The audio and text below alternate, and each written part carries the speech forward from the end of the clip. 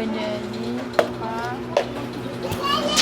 Ngayon naman guys, gawa tayo ng mocha frap with additional chocolate and nata. Ito ay yung regular customer natin. Since nag-start tayo sa Salisoy, talagang naku, grabe, walang pali ang deliver. Ang triple guys natin ay inspired by Starbucks. Kaya, sobrang sarap to. Tsaka yung hazelnut frap natin, try nyo rin yun guys. Masarap yun.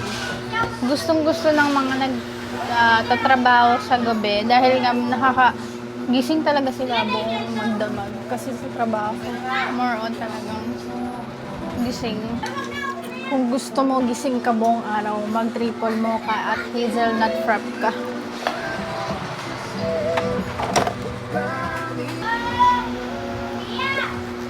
Triple mocha with additional chocolate and nata.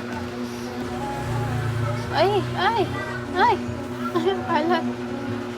Ayoko pa naman sa lahat talaga guys. Makalat ang paligid. Hindi ko makapag-focus kapag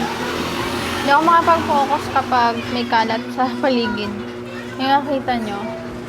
Pero itong mga to, given na to kasi mga papers yan.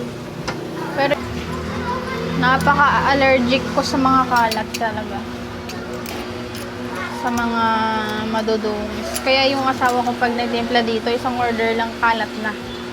Grabe, bakit kaya ganun mga lalaki, no? Kalat cute nila.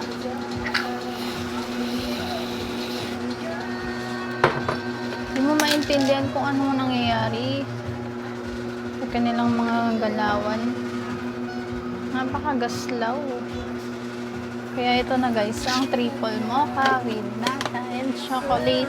Itay! Sabi na nandito kayo. Kasi yung tagal eh. Triple mocha with additional nata and chocolate.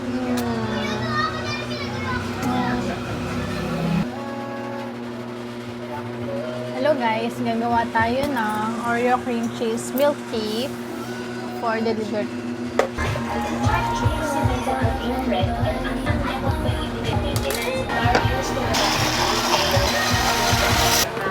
It's Spotify.